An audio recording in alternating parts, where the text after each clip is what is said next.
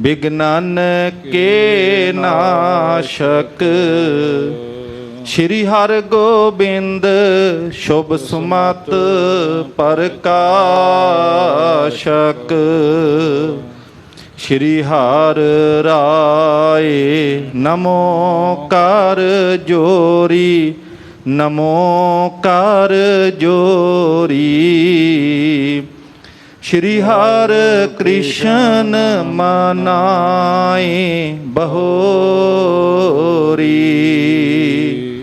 गुरु तेग बहादुर परम कृपाला जियो, परम कृपाला। श्री गुरु गोबिंद सिंह विसाला। धरों धरा पर पुन पुन सीसा जी, पुन पुन सीसा। बंदों बार बार जगदीशा। जिसमें अमृत ज्ञान है माणक भगत वैराग। श्री गुरु ग्रंथ साहिब उदद बंदों कर अनुराग। श्री गुर शब्द कमाए पुन जीते पंच विकार।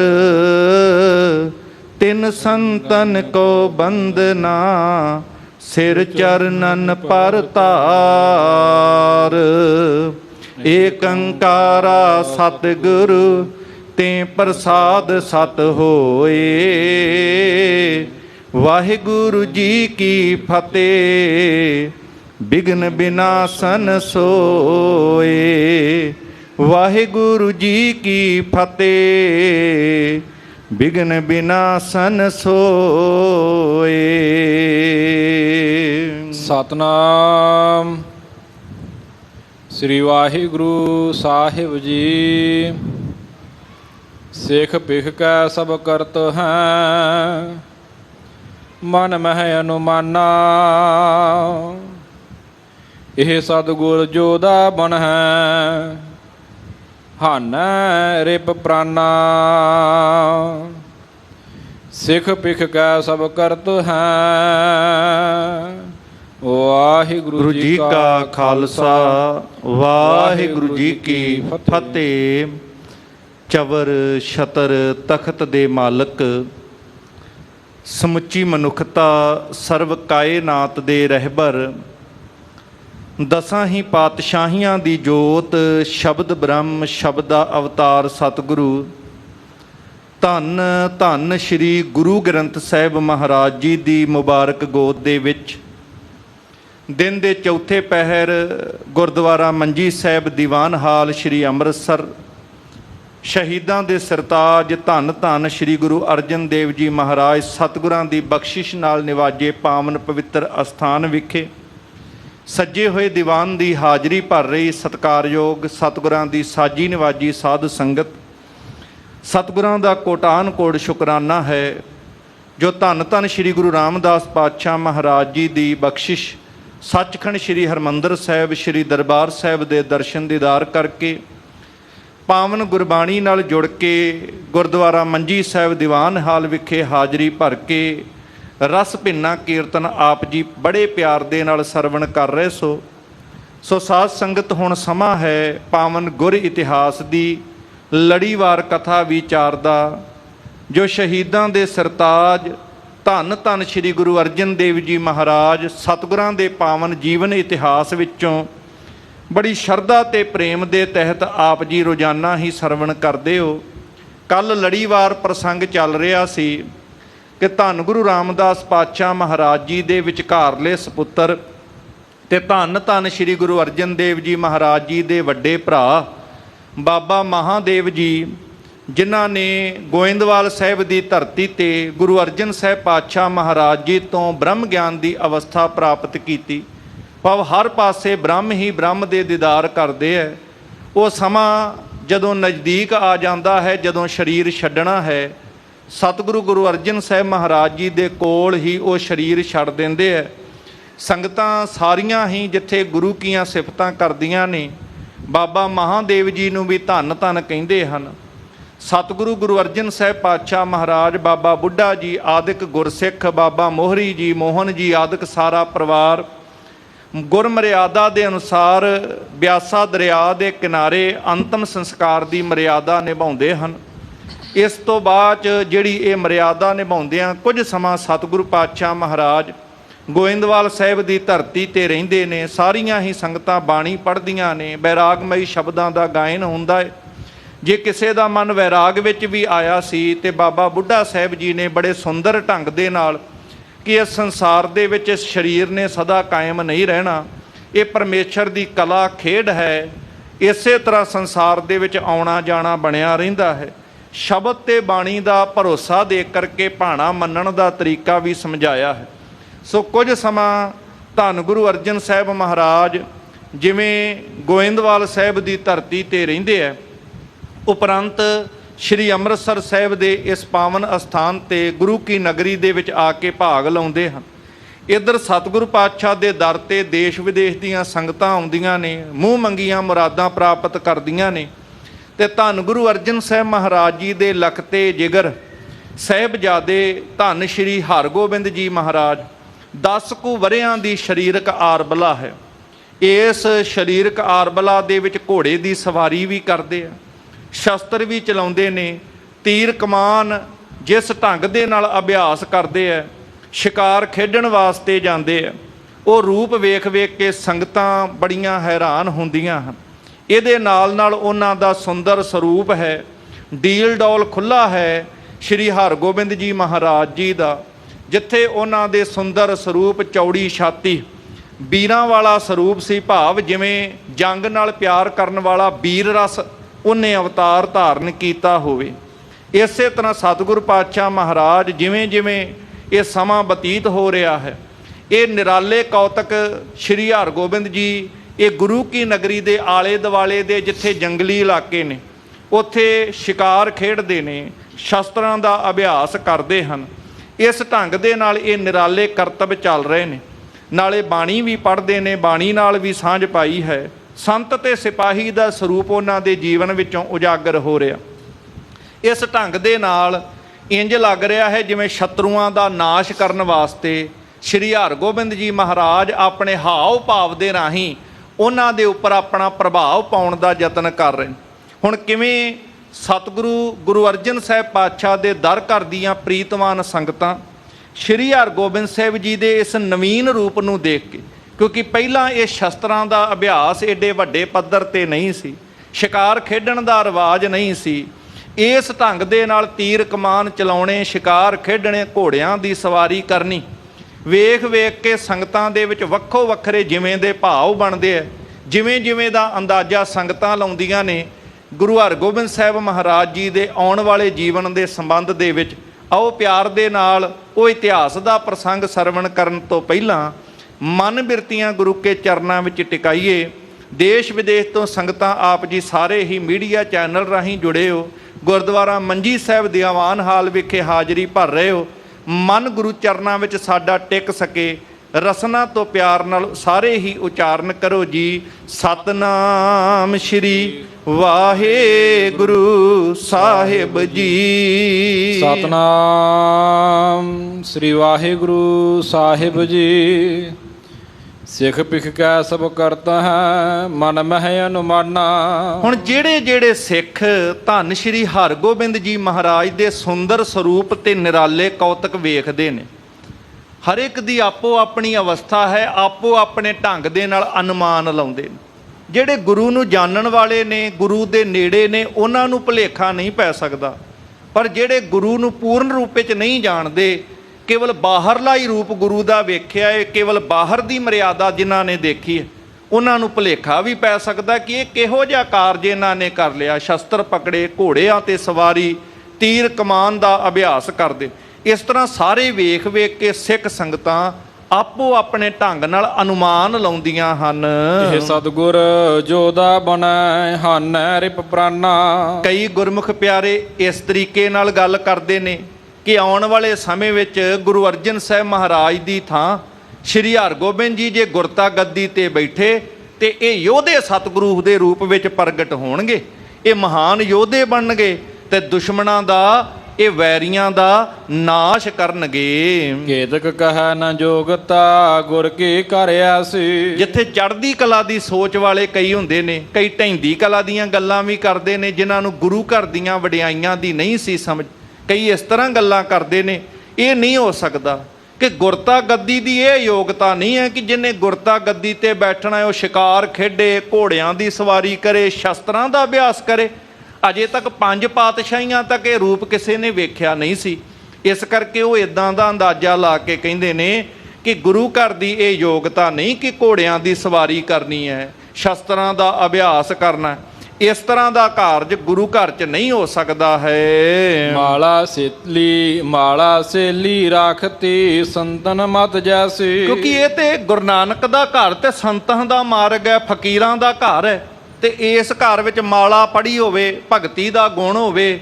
ਇਹ ਤੇ ਇਹੋ ਜਿਹਾ ਰੂਪ ਸੀ ਭਗਤੀ ਕਰਨਾ। ਮਾਲਾ ਸੇਲੀ ਵਾਲੇ ਜਿਹੜੇ ਗੁਣ ਸੀ, ਇਹ ਤੇ ਸੰਤਾਂ ਵਾਲਾ ਸਰੂਪ ਹੋਣਾ ਚਾਹੀਦਾ ਤੇ ਸੰਤ ਸਰੂਪ ਹੋ ਕੇ ਗੁਰਗੱਦੀ ਤੇ ਬੈਠਿਆ ਜਾ ਸਕਦਾ ਹੈ। ਪਰ ਇਹੋ ਜਿਹੇ ਯੋਧਿਆਂ ਵਾਲਾ ਸਰੂਪ ਇਹ ਗੁਰਗੱਦੀ ਦੀ ਯੋਗਤਾ ਤੇ ਨਹੀਂ ਲੱਗਦੀ। ਇਸ ਤਰ੍ਹਾਂ ਮਨ ਵਿੱਚ ਕਈ ਵਿਚਾਰ ਕਰਦੇ ਹਨ। ਬਾਲਕ ਲੀਲਾ ਕਰਤ ਹੈ ਬੜ ਹੋਏ ਤਜੈ ਹੈ। ਕਈ ਵਾਰ ਕਈਆਂ ਦੇ ਇਸ ਤਰ੍ਹਾਂ ਦੇ ਵਿਚਾਰ ਆਉਂਦੇ ਨੇ ਕਿ ਬਾਲਕ ਸਰੂਪ ਹੈ ਅਜੇ, ਤੇ ਬਾਲਕ ਸਰੂਪ ਦੇ ਵਿੱਚ ਇਹੋ ਜਿਹੀਆਂ ਨਿਰਾਲੀਆਂ ਖੇਡਾਂ ਗੁਰੂ ਜੀ ਕਰਦੇ ਆ। ਭਾਵ ਗੁਰੂ ਅਰਜਨ ਸਾਹਿਬ ਦੇ ਸਪੁੱਤਰ ਨੇ, ਇਹ ਬਾਲ ਲੀਲਾ ਦੇ ਵਿੱਚ ਇਹ ਖੇਡਾਂ ਇਸ ਤਰ੍ਹਾਂ ਦੀਆਂ ਕਰ ਰਹੇ ਨੇ। ਤੇ ਜਦੋਂ ਵੱਡੇ ਹੋਣਗੇ, ਸਮਾਂ ਬਦਲ ਜਾਏਗਾ, ਫਿਰ ਵੱਡੇ ਹੋ ਕਰਕੇ ਇਹ ਬਾਲ ਖੇਡਾਂ ਜਿਹੜੀਆਂ ਸ਼ਿਕਾਰ ਖੇਡਣੇ, ਘੋੜਿਆਂ ਦੀ ਸਵਾਰੀ ਆਦਿਕ, ਇਹ ਅਭਿਆਸ ਵੱਡੇ ਹੋ ਕੇ ਜ਼ਰੂਰ ਛੱਡ ਦੇਣਗੇ। ਪਿਤ ਦਾਦੇ ਕੀ ਰੀਤ ਕੋ ਸੁਨ ਪਿਖ ਵਰਤਾ ਹੈ। ਕਿਉਂਕਿ ਜਿਉਂ-ਜਿਉਂ ਉਮਰ ਵੱਧ ਜਾਏਗੀ, ਫਿਰ ਪਿਓ ਦਾਦੇ ਦੀ ਜਿਹੜੀ ਰੀਤ ਹੈ, ਜਿਵੇਂ ਗੁਰੂ ਅਰਜਨ ਸਾਹਿਬ ਸ਼ਾਂਤ ਸਰੂਪ ਹੋ ਕੇ ਰਹੇ, ਗੁਰੂ ਰਾਮਦਾਸ ਪਾਤਸ਼ਾਹ ਮਹਾਰਾਜ ਸ਼ਾਂਤ ਸਰੂਪ ਰਹੇ ਹੈ, ਇਸੇ ਤਰੀਕੇ ਦੀ ਜਿਹੜੀ ਵੱਡਿਆਂ ਦੀ ਰੀਤ ਹੈ, ਜਿਸ ਤਰੀਕੇ ਨਾਲ ਸੁਣਨਗੇ, ਵੇਖਣਗੇ, ਤੇ ਫਿਰ ਉਸੇ ਤਰੀਕੇ ਨਾਲ ਇਹ ਵੀ ਵਰਤੋਂ ਵਿਹਾਰ 'ਚ ਆ ਕੇ ਆਪੇ ਸ਼ਸਤਰ ਆਦਿਕ ਛੱਡ ਦੇਣਗੇ। ਕੇ ਚਿਤ ਕਹੇ ਨਾ ਇਹ ਕਰੈ ਗੁਰਪੂਰਬ ਰੀਤਾ। ਤੇ ਕਈ ਇਸ ਤਰ੍ਹਾਂ ਦੇ ਪੋਜੀਟਿਵ ਗੱਲਾਂ ਕਰਨ ਵਾਲੇ, ਜਿਹੜੇ ਸਮਝਣ ਵਾਲੇ, ਕਹਿੰਦੇ ਨਹੀਂ, ਇਸ ਤਰ੍ਹਾਂ ਨਹੀਂ ਹੋਏਗਾ। ਜਿਵੇਂ ਪਹਿਲੇ ਗੁਰੂ ਸਾਹਿਬਾਂ ਦੀ ਰੀਤ ਹੈ, ਇਹ ਉਸ ਤਰੀਕੇ ਦੇ ਨਾਲ ਬਿਲਕੁਲ ਨਹੀਂ ਕਰਨਗੇ।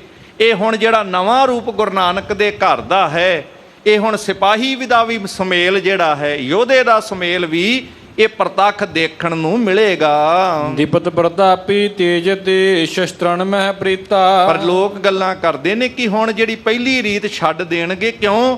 ਕਿਉਂਕਿ ਜਿਹੜਾ ਇਹਨਾਂ ਦਾ ਤੇਜ ਪ੍ਰਤਾਪ ਜੋ ਨਜ਼ਰ ਆ ਰਿਹਾ ਹੈ, ਜੋ ਪ੍ਰਗਟ ਹੋ ਰਿਹਾ ਹੈ, ਉਹਦੇ ਵਿੱਚੋਂ ਤੇ ਇਹੀ ਨਜ਼ਰ ਆ ਰਿਹਾ ਹੈ ਕਿ ਸ਼੍ਰੀ ਹਰਗੋਬਿੰਦ ਜੀ ਮਹਾਰਾਜ ਜੇ ਗੁਰਗੱਦੀ ਤੇ ਬੈਠਦੇ ਹੈ ਤੇ ਇਹਨਾਂ ਦੀ ਸ਼ਸਤਰਾਂ ਨਾਲ ਬੜੀ ਵੱਡੀ ਪ੍ਰੀਤ ਬਣੇਗੀ। ਇਹ ਸ਼ਸਤਰਾਂ ਨਾਲ ਬੜਾ ਇਹਨਾਂ ਦਾ ਪਿਆਰ ਹੈ, ਬੜਾ ਅਭਿਆਸ ਕਰਦੇ ਹੈ। ਤੇ ਇਹਦਾ ਮਤਲਬ ਇਹ ਪਹਿਲੀ ਰੀਤ ਜਿਹੜੀ ਹੈ ਉਹ ਛੱਡ ਜ਼ਰੂਰ ਦੇਣਗੇ। ਸਕਲ ਜੰਗ ਕੀ ਬਿਦ ਕਰੈ ਪ੍ਰਹਿਲਾ ਪ੍ਰੇ ਲਾਗੈ ਸੋਈ। ਕਿਉਂਕਿ ਵੇਖਣ ਦੇ ਵਿੱਚ ਤੇ ਇਹੀ ਲੱਗ ਰਿਹਾ ਹੈ ਕਿ ਜੋ ਕੁਝ ਸ਼੍ਰੀ ਹਰਗੋਬਿੰਦ ਜੀ ਕਰ ਰਹੇ ਨੇ, ਇਹ ਸਾਰਾ ਅਭਿਆਸ ਤੇ ਜੰਗ ਦਾ ਹੀ ਹੈ। ਜਿਹਨੇ ਵੱਡੀ ਜੰਗ ਲੜਨੀ ਹੋਵੇ, ਉਸੇ ਵਾਸਤੇ ਹੀ ਇਸ ਤਰੀਕੇ ਦੀਆਂ ਤਿਆਰੀਆਂ, ਸ਼ਸਤਰਾਂ ਦਾ ਅਭਿਆਸ, ਸ਼ਿਕਾਰ ਖੇਡਣਾ। ਇੰਜ ਲੱਗਦਾ ਜਿਵੇਂ ਇਹਨਾਂ ਨੂੰ ਜੰਗ ਨਾਲ ਬੜਾ ਪਿਆਰ ਹੋਵੇ, ਇਹਨਾਂ ਨੂੰ ਸ਼ਸਤਰਾਂ ਦਾ ਅਭਿਆਸ ਬੜਾ ਪਿਆਰਾ ਲੱਗਦਾ ਹੈ। ਇਹ ਅਵਸਥਾ ਸੰਗਤ ਵੇਖ ਰਹੀ ਹੈ। ਹਰ ਬਿਰਧ ਕੋ ਬਜ ਕਹਿਓ ਜਿਮ ਸੋ ਹਟੈ ਨਾ ਕੋਈ। ਤੇ ਕਈ ਸੰਗਤਾਂ ਜਿਹੜੀਆਂ ਗੁਰੂ ਘਰ ਨਾਲ ਪਿਆਰ ਕਰਨ ਵਾਲੀਆਂ ਸੀ, ਉਹ ਇਹ ਵੀ ਜਾਣਦੀਆਂ ਨੇ ਕਿ ਜਦੋਂ ਬਾਬਾ ਬੁੱਢਾ ਸਾਹਿਬ ਜੀ, ਇੱਕ ਵਾਰ ਸਾਰੇ ਪਿਆਰ ਨਾਲ ਆਖੀਏ ਧੰਨ ਧੰਨ ਬਾਬਾ ਬੁੱਢਾ ਸਾਹਿਬ ਜੀ, ਜਿਵੇਂ ਭਾਈ ਬੁੱਢਾ ਸ਼ਬਦ ਵੀ ਵਰਤਿਆ ਗਿਆ ਕਿ ਉਹਨਾਂ ਨੇ ਜਿਸ ਢੰਗ ਦੇ ਨਾਲ ਇਹ ਬਚਨ ਕਹੇ ਸਨ। ਹੁਣ ਬਾਬਾ ਬੁੱਢਾ ਸਾਹਿਬ ਗੁਰੂ ਨਾਨਕ ਦੇ ਘਰ ਦੀ ਏਡੀ ਵੱਡੀ ਬਖਸ਼ਿਸ਼, ਜਿਨ੍ਹਾਂ ਨੂੰ ਗੁਰੂ ਨਾਨਕ ਸਾਹਿਬ ਨੇ ਕਿਹਾ ਸੀ, ਬੁੱਢਿਆ ਤੈਥੋਂ ਕਦੇ ਓਲੇ ਨਾ ਹੋਸਾਂ, ਕਿ ਹੋਰ ਕਿਸੇ ਤੋਂ ਓਲੇ ਹੋ ਸਕਦੇ ਆ, ਪਰ ਬਾਬਾ ਬੁੱਢਾ ਸਾਹਿਬ ਨੂੰ ਕਹਿੰਦੇ ਤੇਰੇ ਤੋਂ ਓਲੇ ਕਦੇ ਨਹੀਂ ਹੋਵਾਂਗਾ। ਪਹਿਲੇ ਪਾਤਸ਼ਾਹ ਤੋਂ ਲੈ ਕੇ ਹੁਣ ਤੱਕ ਉਹ ਰਹਿਮਤਾਂ ਕਰਦੇ ਆ ਰਹੇ ਨੇ, ਸਾਰਾ ਕਾਰ ਵਿਹਾਰ ਵੀ ਸੰਭਾਲਦੇ ਆ ਰਹੇ ਨੇ। ਇੱਥੋਂ ਤੱਕ ਕਿ ਜਦੋਂ ਗੁਰੂ ਸਾਹਿਬਾਨ ਸਰੀਰਕ ਚੋਲਾ ਤਿਆਗਣ ਲੱਗਿਆ, ਜਦੋਂ ਅਗਲੀ ਪਾਤਸ਼ਾਹੀ ਨੂੰ ਗੁਰਤਾ ਗੱਦੀ ਬਖਸ਼ਦੇ ਹੈ, ਉਦੋਂ ਵੀ ਮਰਿਆਦਾ ਜਿਹੜੀ ਹੈ ਬਾਬਾ ਬੁੱਢਾ ਸਾਹਿਬ ਨਿਭਾਉਂਦੇ ਹੈ। ਏਡਾ ਵੱਡਾ ਮਾਣ ਤੇ ਫਿਰ ਸੱਚਖੰਡ ਸ੍ਰੀ ਹਰਿਮੰਦਰ ਸਾਹਿਬ ਦਰਬਾਰ ਸਾਹਿਬ ਦੇ ਅੰਦਰ ਜਦੋਂ ਪਹਿਲਾ ਪ੍ਰਕਾਸ਼ ਸ੍ਰੀ ਗੁਰੂ ਗ੍ਰੰਥ ਸਾਹਿਬ ਮਹਾਰਾਜ ਜੀ ਦਾ ਕੀਤਾ ਗਿਆ, ਉਦੋਂ ਵੀ ਗ੍ਰੰਥੀ ਦੇ ਰੂਪ ਦੇ ਵਿੱਚ ਜਿਹੜੀ ਸੇਵਾ ਸੀ ਗੁਰੂ ਕੇ ਵਜ਼ੀਰ ਰੂਪ ਵਿੱਚ, ਇਹ ਵੀ ਧੰਨ ਧੰਨ ਬਾਬਾ ਬੁੱਢਾ ਸਾਹਿਬ ਨੂੰ ਪ੍ਰਾਪਤ, ਬੜੀ ਵੱਡੀ ਬਖਸ਼ਿਸ਼ ਹੈ। ਤੇ ਉਹਨਾਂ ਕੋਲ ਪਹਿਲਾਂ ਜਦੋਂ ਮਾਤਾ ਗੰਗਾ ਜੀ ਨੇ ਅਰਦਾਸ ਵੀ ਕਰਾਈ ਕਿ ਤੁਹਾਡੀ ਬੇਨਤੀ ਨੂੰ ਗੁਰੂ ਨਾਨਕ ਸਾਹਿਬ ਮੋੜ ਨਹੀਂ ਸਕਦੇ, ਸੋ ਉਹਨਾਂ ਅਰਦਾਸ ਬੇਨਤੀ ਕਰਕੇ ਆਉਣ ਵਾਲੇ ਸਮੇਂ ਨੂੰ ਵੇਖਦਿਆਂ ਇਹ ਬਚਨ ਵੀ ਕਹੇ ਸੀ ਕਿ ਗੁਰੂ ਨਾਨਕ ਦੇ ਘਰ ਦੀਆਂ ਰਹਿਮਤਾਂ ਐਸੀਆਂ ਹੋਣਗੀਆਂ ਕਿ ਜਿਨ੍ਹਾਂ ਨੂੰ ਕੋਈ ਮੇਟ ਨਹੀਂ ਸਕਦਾ। ਤੇ ਬਾਬਾ ਬੁੱਢਾ ਸਾਹਿਬ ਗੁਰੂ ਨਾਨਕ ਦੇ ਇੰਨੇ ਨੇੜੇ ਹੈ, ਤੇ ਫਿਰ ਬਾਬੇ ਬੁੱਢੇ ਦੇ ਬੋਲ ਉਹਨਾਂ ਦੇ ਵੀ ਤੇ ਬਚਨ ਹੋਏ ਨੇ, ਫਿਰ ਉਹਨਾਂ ਨੂੰ ਭਲਾ ਕੌਣ ਮੋੜ ਸਕਦਾ ਹੈ। ਗੁਰ ਕੈ ਭਾਜਰ ਕਿਮ ਪਰੀ ਕਹਿ ਸਹਿਜ ਸੁਭਾਉ। ਜਿਵੇਂ ਇੱਕ ਵਾਰ ਸਹਿਜ ਸੁਭਾਅ ਮਾਤਾ ਗੰਗਾ ਜੀ ਜਦੋਂ ਗਏ ਸਨ ਤੇ ਘੋੜਿਆਂ ਰੱਥਾਂ ਤੇ ਚੜ੍ਹ ਕੇ ਤੇ ਸਹਿਜ ਸੁਭਾਅ ਉਹਨਾਂ ਨੇ ਬੋਲ ਪਏ ਸੀ। ਇਹ ਜਦੋਂ ਮਿੱਟੀ ਘੱਟਾ ਰਸਤੇ ਦਾ ਉੜਦਾ ਵੇਖਿਆ ਤੇ ਬੀੜ ਸਾਹਿਬ ਵਾਲੇ ਅਸਥਾਨ ਤੇ ਪੁੱਛਿਆ ਸੀ ਕਿਸੇ ਕੋ ਕਿ ਇਹ ਕਿਹੜੀ ਧੂੜ ਮਿੱਟੀ ਕਿਉਂ ਉੱਡ ਰਹੀ ਹੈ, ਤੇ ਅੱਗੋਂ ਕਿਸੇ ਨੇ ਦੱਸਿਆ ਗੁਰੂ ਕੇ ਮਹਿਲ ਆ ਰਹੇ ਨੇ। ਉਹਨਾਂ ਕਿਹਾ ਇਹ ਕਿਹੜੀ ਭਾਜੜ ਪਈ ਹੋਈ। ਸੁਭਾਵਕ ਜੇ ਜਿਵੇਂ ਆਮ ਬੋਲ ਬੋਲਦਾ ਹੈ, ਤੇ ਗੁਰੂ ਦਾ ਜਦੋਂ ਆਪਣੇ ਸਿੱਖ ਨਾਲ ਪਿਆਰ ਹੋਵੇ ਨਾ, ਤੇ ਸਿੱਖਾਂ ਨੂੰ ਮਾਣ ਬਖਸ਼ਣਾ ਹੋਵੇ, ਤੇ ਗੁਰੂ ਸਾਹਿਬ ਕਈ ਵਾਰ ਕੌਤਕ ਰਚਾ ਕੇ ਵੀ ਆਪਣੇ ਸਿੱਖਾਂ ਦੇ ਬੋਲ ਪੂਰੇ ਕਰਾ ਦਿੰਦੇ। ਇਹ ਗੁਰੂ ਸਾਹਿਬ ਨੇ ਫਿਰ ਆਪਣੇ ਸੇਵਕ ਦੇ ਬੋਲਾਂ ਦਾ ਵੀ ਮਾਣ ਵਧਾਇਆ। ਤੇ ਜਦੋਂ ਸੁਲੀ ਖਾਨ ਦਾ ਪਹਿਲੀ ਵਾਰ ਹਮਲਾ ਹੋਣ ਵਾਲਾ ਸੀ, ਉਦੋਂ ਵਡਾਲੀ ਨਗਰ ਵਿਖੇ ਗੁਰੂ ਸਾਹਿਬ ਮਹਾਰਾਜ ਸ਼੍ਰੀ ਹਰਗੋਬਿੰਦ ਜੀ ਦੇ ਪ੍ਰਕਾਸ਼ ਤੋਂ ਪਹਿਲਾਂ ਇਹ ਇਤਿਹਾਸ ਆਪ ਜੀ ਨੇ ਸਰਵਣ ਕੀਤਾ ਹੈ ਕਿ ਕੁਝ ਸਮਾਂ ਉੱਥੇ ਚਲੇ ਗਏ ਸੀ। ਇਸ ਤਰ੍ਹਾਂ ਸਾਰੇ ਕਹਿੰਦੇ ਕਿ ਉਹ ਵੇਖੋ ਬਚਨ ਕਿਹਾ ਸੀਗਾ, ਤੇ ਉਹ ਬਚਨ ਬਾਬਾ ਬੁੱਢਾ ਸਾਹਿਬ ਦਾ ਪੂਰਾ ਹੋਇਆ ਸੀ। ਉਹ ਸਹਿਜ ਸੁਭਾਅ ਹੀ ਉਹ ਉਹਨਾਂ ਨੇ ਬੋਲ ਬੋਲੇ ਸਨ। ਭਾਜ ਵਡਾਲੀ ਮਹਿ ਰਹੀ ਇਮ ਬਚ ਸਫਲਾਉ। ਤੇ ਗੁਰੂ ਅਰਜਨ ਸਾਹਿਬ ਨੇ ਉਹਨਾਂ ਦੇ ਬਚਨ ਸਫਲੇ ਕਰਾਏ ਸੀ ਕਿ ਗੁਰੂ ਨਗਰੀ ਛੱਡ ਕੇ ਵਡਾਲੀ ਦੀ ਨਗਰੀ ਦੇ ਵਿੱਚ ਜਾ ਕੇ ਵਾਸ ਕੀਤਾ ਸੀ, ਜਿਹਨੂੰ ਅੱਜ ਅਸੀਂ ਗੁਰੂ ਕੀ ਵਡਾਲੀ ਕਹਿੰਦੇ ਆ। ਛਿਆਟਾ ਸਾਹਿਬ ਉੱਥੇ ਬਾਅਦ ਚ ਨਗਰ ਵਸਾਇਆ, ਭਾਵ ਛੇ ਹਰਟਾ ਖੂਹ ਲਵਾਇਆ, ਵਡਾਲੀ ਤੋਂ ਗੁਰੂ ਕੀ ਵਡਾਲੀ ਬਣਿਆ। ਜਿਹੜੀਆਂ ਸੰਗਤਾਂ ਗੁਰੂ ਚਰਨਾਂ ਵਿੱਚ ਦਰਸ਼ਨ ਕਰਨ ਆਉਂਦੀਆਂ ਨੇ, ਯਤਨ ਕਰਿਆ ਕਰੀਏ ਉਹਨਾਂ ਅਸਥਾਨਾਂ 'ਤੇ ਜਿੱਥੇ ਅਸੀਂ ਦਰਬਾਰ ਸਾਹਿਬ ਦਰਸ਼ਨ ਕਰਦੇ ਹਾਂ, ਸ਼੍ਰੀ ਅਕਾਲ ਤਖਤ ਸਾਹਿਬ ਆ ਕੇ ਨਤਮਸਤਕ ਹੁੰਦੇ ਹਾਂ, ਬਾਬਾ ਅਟਲ ਰਾਏ ਜੀ ਦੇ ਅਸਥਾਨਾਂ 'ਤੇ ਨਤਮਸਤਕ ਹੁੰਦੇ ਹਾਂ, ਸ਼ਹੀਦਾਂ ਸਾਹਿਬ ਦੇ ਅਸਥਾਨ ਗੁਰਦੁਆਰਾ ਰਾਮਸਰ ਸਾਹਿਬ, ਗੁਰਦੁਆਰਾ ਵਿਵੇਕਸਰ ਸਾਹਿਬ, ਗੁਰਦੁਆਰਾ ਸੰਤੋਖਸਰ ਸਾਹਿਬ, ਅਤੇ ਇਸ ਦੇ ਨਾਲ ਯਤਨ ਕਰੀਏ ਗੁਰਦੁਆਰਾ ਸਾਹਿਬ ਗੁਰੂ ਕੇ ਮਹਿਲ, ਉਹਨਾਂ ਸਥਾਨਾਂ 'ਤੇ ਵੀ ਦਰਸ਼ਨ ਕਰਿਆ ਕਰੀਏ। ਇਸ ਤੋਂ ਇਲਾਵਾ ਟੋਭਾ ਭਾਈ ਸ਼ਾਲੋ ਜੀ ਦਾ ਨੇੜੇ ਲੋਹਗੜ੍ਹ ਸਾਹਿਬ ਅਸਥਾਨ ਜਿਹੜਾ ਕਿਲ੍ਹਾ ਬਣਾਇਆ ਸੀ ਜਿੱਥੇ ਛੇਵੇਂ ਪਾਤਸ਼ਾਹ ਨੇ, ਉਹ ਗੁਰਦੁਆਰਾ ਸਾਹਿਬ, ਫਿਰ ਨੇੜੇ ਹੀ ਜਿੱਥੇ ਪਿਪਲੀ ਸਾਹਿਬ ਗੁਰਦੁਆਰਾ ਸਾਹਿਬ, ਫਿਰ ਗੁਰੂ ਕੀ ਵਡਾਲੀ ਦੇ ਗੁਰਦੁਆਰਾ ਸਾਹਿਬਾਨ, ਅਤੇ ਇਸੇ ਤਰ੍ਹਾਂ ਛਿਆਟਾ ਸਾਹਿਬ ਆਦਿਕ ਅਨੇਕਾਂ ਗੁਰ ਅਸਥਾਨ ਨੇ ਜਿੱਥੇ ਮੌਕਾ ਲੈ ਕੇ ਅਸੀਂ ਉਹਨਾਂ ਸਥਾਨਾਂ ਦੇ ਵੀ ਦਰਸ਼ਨ ਕਰਿਆ ਕਰੀ। ਸੋ ਸਤਿਗੁਰੂ ਗੁਰੂ ਅਰਜਨ ਸਾਹਿਬ ਮਹਾਰਾਜ ਜੀ ਨੇ ਬਾਬੇ ਬੁੱਢੇ ਦੇ ਉਹਨਾਂ ਬਚਨਾਂ ਨੂੰ ਸਫਲ ਕੀਤਾ ਸੀ ਤੇ ਗੁਰੂ ਨਗਰੀ ਛੱਡ ਕੇ ਵਡਾਲੀ ਨਗਰ ਵਿੱਚ ਜਾ ਕੇ ਰਹੇ ਸਨ। ਮੁਗਲ ਮਾਰ ਗੁਰ ਉਪਜ ਹੈ ਬਰ ਦੇ ਤਿਉ ਬਾਚਾ। ਤੇ ਫਿਰ ਬਾਬੇ ਬੁੱਢੇ ਨੇ ਇਹ ਬਚਨ ਕਹੇ ਸਨ। ਸੰਗਤਾਂ ਇਸ ਤਰ੍ਹਾਂ ਗੱਲਾਂ ਕਰਦੀਆਂ ਨੇ ਕਿ ਇਹ ਆਉਣ ਵਾਲੇ ਸਮੇਂ ਦੇ ਵਿੱਚ ਮਾਤਾ ਗੰਗਾ ਜੀ ਨੂੰ ਕਿਹਾ ਸੀ ਉਹ ਪ੍ਰਤਾਪੀ ਪੁੱਤਰ ਦਾ ਤੁਹਾਡੇ ਘਰ ਦੇ ਵਿੱਚ ਪ੍ਰਕਾਸ਼ ਹੋਵੇਗਾ ਜਿਹੜਾ ਮੁਗਲਾਂ ਨੂੰ ਮਾਰੇਗਾ। ਇਹ ਮੁਗਲ ਮਾਰ ਭਾਵ ਦੁਸ਼ਟਾਂ ਦਾ ਨਾਸ਼ ਕਰਨ ਵਾਲਾ ਹੋਏਗਾ। ਇਸ ਤਰੀਕੇ ਦੇ ਬਚਨ ਉਹਨਾਂ ਨੇ ਅਸੀਸ ਰੂਪ ਉਚਾਰੇ ਸਨ। ਤਰਹਿ ਸ਼ਸਤਰ ਤੁਰਕਨ ਹਨੈ ਇਹ ਹੋਵੇ ਸਾਚਾ। ਇਹ ਸ਼ਸਤਰ ਧਾਰਨ ਕਰੇਗਾ, ਵੈਰੀਆਂ ਤੇ ਦੁਸ਼ਟਾਂ ਦਾ ਨਾਸ਼ ਕਰੇਗਾ। ਇਹਦਾ ਭਾਵ ਇਹ ਬਚਨ ਫਿਰ ਬਾਬੇ ਬੁੱਢੇ ਦੇ ਸੱਚ ਜ਼ਰੂਰ ਹੋਣਗੇ। ਗੁਰਮੂਰਤ ਸੂਰਤ ਚਿਤ ਹੈ ਪੂਰਤ ਅਬਿਲਾਖੀ। ਹੁਣ ਜਿਹੜਾ ਸਤਿਗੁਰੂ ਪਾਤਸ਼ਾਹ ਮਹਾਰਾਜ ਜੀ ਦੇ ਸੁੰਦਰ ਸਰੂਪ ਦੇ ਦੀਦਾਰ ਕਰਦਾ ਹੈ ਸਾਧ ਸੰਗਤ, ਉਹ ਗੁਰੂ ਕੇ ਦਰਸ਼ਨ ਸਫਲ ਨੇ। ਤੇ ਧੰਨ ਬਾਬਾ ਬੁੱਢਾ ਸਾਹਿਬ ਜਿਨ੍ਹਾਂ ਨੇ ਗੁਰੂ ਨਾਨਕ ਸਾਹਿਬ ਤੋਂ ਲੈ ਕੇ ਅੱਜ ਤੱਕ ਸਤਿਗੁਰੂ ਸਾਹਿਬਾਨਾਂ ਦੀ 5 ਪਾਤਸ਼ਾਹੀਆਂ ਤੱਕ ਇਸ ਵੇਲੇ ਸੇਵਾ ਕੀਤੀ, ਫਿਰ 6ਵੇਂ ਪਾਤਸ਼ਾਹ ਨੂੰ ਵੀ ਗੁਰਤਾ ਗੱਦੀ ਤੇ ਬਿਰਾਜਮਾਨ ਕਰਕੇ ਸੇਵਾ ਕੀਤੀ। ਤੇ ਸੰਗਤ ਕਹਿੰਦੀ ਜਿਹਨੇ ਗੁਰੂ ਸਾਹਿਬ ਦੇ ਸੁੰਦਰ ਦਰਸ਼ਨ ਕੀਤੇ ਨੇ, ਇਹ ਬਾਬਾ ਬੁੱਢਾ ਸਾਹਿਬ ਜੀ ਦਾ ਜੀਵਨ ਇੰਨਾ ਸਫਲ ਹੋ ਗਿਆ ਹੈ ਕਿ ਗੁਰੂ ਸਾਹਿਬ ਉਹਨਾਂ ਦੇ ਬਚਨ ਵੀ ਪੂਰੇ ਕਰਦੇ ਨੇ ਤੇ ਉਹ ਅਭਿਲਾਸ਼ਾ ਹਰ ਤਰੀਕੇ ਦੀ ਉਹਨਾਂ ਦੇ ਰਾਹੀਂ ਪੂਰੀ ਹੋ ਜਾਂਦੀ ਹੈ। ਹੀਰ ਹੀਰ ਅਨੁਮਾਨ ਕਰ ਸਿੱਖ ਬਹੁ ਬਿਦ ਭਾਖੇ। ਇਸ ਤਰੀਕੇ ਨਾਲ ਸਿੱਖ ਅਨੁਮਾਨ ਲਾਉਂਦੇ ਨੇ ਕਿ ਬਾਬੇ ਬੁੱਢੇ ਦੇ ਕੋਲ ਬਚਨਾਂ 'ਚ ਵੀ ਕਰਾਮਾਤਾਂ ਨੇ, ਗੁਰੂ ਦੀਆਂ ਰਹਿਮਤਾਂ ਨੇ, ਤੇ ਇਸ ਤਰ੍ਹਾਂ ਅਨੁਮਾਨ ਕਰਕੇ ਉਹ ਵੀ ਬਚਨ ਪੂਰੇ ਹੋਣੇ ਆ। ਇਦਾਂ ਸ਼੍ਰੀ ਹਰਗੋਬਿੰਦ ਜੀ ਦੇ ਨਿਰਾਲੇ ਕੌਤਕ ਵੇਖ ਕੇ ਕਈ ਤੇ ਆਂਦੇ ਆ ਨਹੀਂ ਇਹ ਸੰਤਾਂ ਵਾਲੀ ਰੀਤ, ਮਾਲਾ ਆਦਿਕ ਫੜਨ ਵਾਲੀ ਰੀਤ ਜਿਹੜੀ ਸੀ ਇਹ ਹੋਣੀ ਚਾਹੀਦੀ ਹੈ ਕਿਉਂਕਿ ਸੰਤ ਫਕੀਰ ਦਾ ਸੁਭਾਅ ਹੈ। ਕਈ ਕਹਿੰਦੇ ਨਹੀਂ ਇਹ ਤੇ ਸ਼ਸਤਰਾਂ ਵਾਲਾ ਰੂਪ ਨਵੀਂ ਰੀਤ ਪ੍ਰਗਟ ਕਰਨਗੇ। ਇਸ ਤਰ੍ਹਾਂ ਕਈ ਰੂਪਾਂ ਵਿੱਚ ਸਿੱਖ ਸੰਗਤਾਂ ਆਪਸ ਦੇ ਵਿੱਚ ਕਈ ਪ੍ਰਕਾਰ ਦੀਆਂ ਗੱਲਾਂ ਕਰਦੀਆਂ ਹਨ ਜੀ। ਪਿਤ ਸਮੀਪ ਆਵੈ ਜਬੈ ਬਹੁ ਨਮਰੈ ਹੋਈ। ਸ਼੍ਰੀ ਹਰਗੋਬਿੰਦ ਮਹਾਰਾਜ ਜਿੱਥੇ ਨਿਰਾਲੇ ਕੌਤਕ ਬਾਲ ਉਮਰ ਦੇ ਵਿੱਚ ਕਰਦੇ ਆ, 10 ਕੁ ਵਰਿਆਂ ਦੀ ਆਰਬਲਾ ਤੇ ਏਡੇ ਮਹਾਨ ਕਰਤੱਵ ਕਰ ਰਹੇ ਨੇ, ਯੋਧਿਆਂ ਦੇ ਵਾਂਗੂ ਵਿਚਰ ਰਹੇ ਨੇ, ਪਰ ਜਦੋਂ ਪਿਤਾ ਧੰਨ ਗੁਰੂ ਅਰਜਨ ਸਾਹਿਬ ਮਹਾਰਾਜ ਕੋਲ ਆਉਂਦੇ ਐ ਤੇ ਨਿਮਰਤਾ ਦਾ ਰੂਪ ਬਣ ਕੇ ਸਤਕਾਰ ਸਹਿਤ ਗੁਰੂ ਚਰਨਾਂ ਵਿੱਚ ਆ ਕੇ ਨਮਸਕਾਰ ਕਰਦਿਆਂ ਝੁਕ ਜਾਂਦੇ ਹਨ। ਜਾਵਤ ਬੈਠੇ ਸਭਾ ਮੈਂ ਮੁਖ ਪਿਖ ਸਭ ਕੋਈ। ਬੜੀ ਨਿਮਰਤਾ ਦੇ ਵਿੱਚ ਆ ਕਰਕੇ ਵੇਖੋ, ਸ਼ਿਕਾਰ ਖੇਡਣ ਗਏ ਯੋਧਿਆਂ ਵਾਲਾ ਸਰੂਪ ਹੈ, ਵੀਰ ਰਸ ਦਾ ਸਰੂਪ ਹੈ, ਪਰ ਜਦੋਂ ਗੁਰੂ ਕੀ ਸੰਗਤ ਵਿੱਚ ਆਉਂਦੇ ਨੇ ਨਿਮਾਣੇ ਬਣ ਕਰਕੇ ਗੁਰੂ ਕੀ ਸੰਗਤ ਦੇ ਵਿੱਚ ਬੜੀ ਨਿਮਰਤਾ ਦੇ ਵਿੱਚ ਆ ਕੇ ਬੈਠ ਜਾਂਦੇ ਨੇ। ਹਰ ਕੋਈ ਵੇਖਦਾ ਹੈ ਉਸ ਸੁੰਦਰ ਸਰੂਪ ਨੂੰ, ਨਿਹਾਲ ਹੋ ਜਾਂਦਾ ਹੈ। ਸਗਰੇ ਦੀਰਘ ਅੰਗ ਹੈ ਕਦ ਵਧ ਹੈ ਵਿਸਾਲਾ। ਤੇ ਜਿਹੜਾ ਕੋਈ ਦਰਸ਼ਨ ਕਰਦਾ ਹੈ ਨਾ ਗੁਰੂ ਕੀ ਸੰਗਤ ਵਿੱਚ ਸ਼੍ਰੀ ਹਰਗੋਬਿੰਦ ਜੀ ਦੇ ਆਉਂਦਿਆਂ ਨੂੰ ਵੇਖ ਕੇ ਇਸ ਤਰ੍ਹਾਂ ਗੱਲਾਂ ਕਰਦੇ ਨੇ ਕਿ ਇਹਨਾਂ ਦੇ ਅੰਗ ਜਿਹੜੇ ਨੇ ਸਰੀਰ ਦੇ ਖੁੱਲੇ ਡੁੱਲੇ ਨੇ।